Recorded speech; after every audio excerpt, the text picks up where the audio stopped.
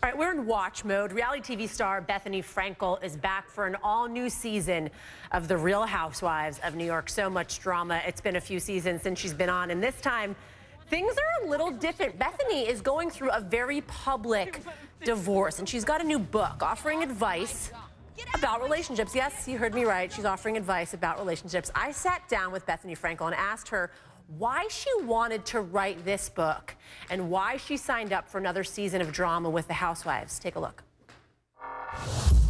You know, you learn a lot about yourself when you get separated, when you leave relationships, right? And, yes. And the person that you were in that relationship. Something that I learned was that I kind of maybe wasn't authentic to myself when I was in a relationship. And you talk a lot about that in your book as well, is that you kind of have to be authentic to yourself. It's hard because the truth hurts, and women make decisions out of fear rather than out of truth, and we tend to go with our heads and our hearts and not our guts.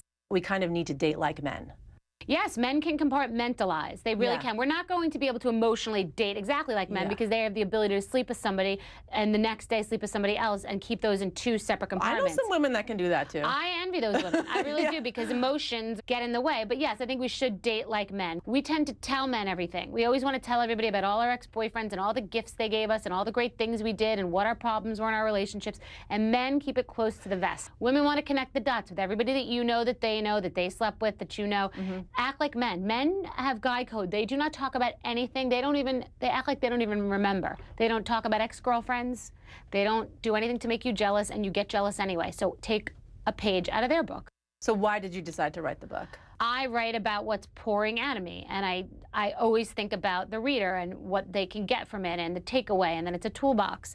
But I do not think that I've been great at relationships. I haven't been great at choosing, and I haven't been great.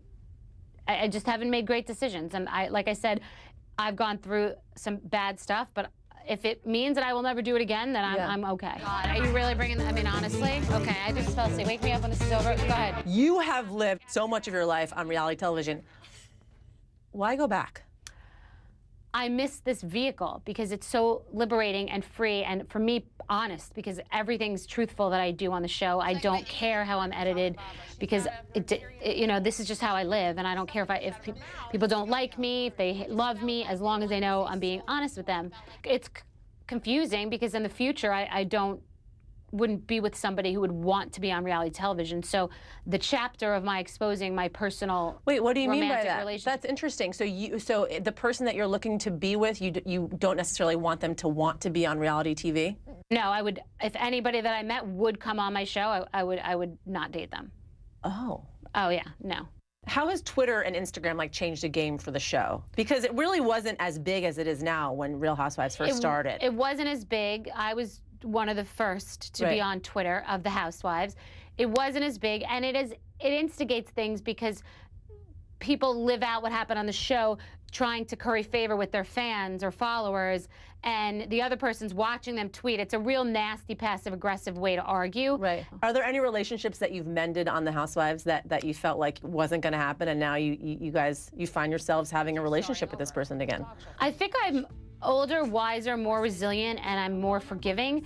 But you accept people more for who they are, and thank God Ramona's Ramona, because the show wouldn't be as successful without that. And thank God I'm crazy too, because they wouldn't have asked me back, and the girls wouldn't have wanted me to come back so badly, even though they had angst with me. There are women who just aren't cut out for this thing. There are women who just don't get it, shouldn't be on television, aren't that entertaining. It's not as easy as it looks.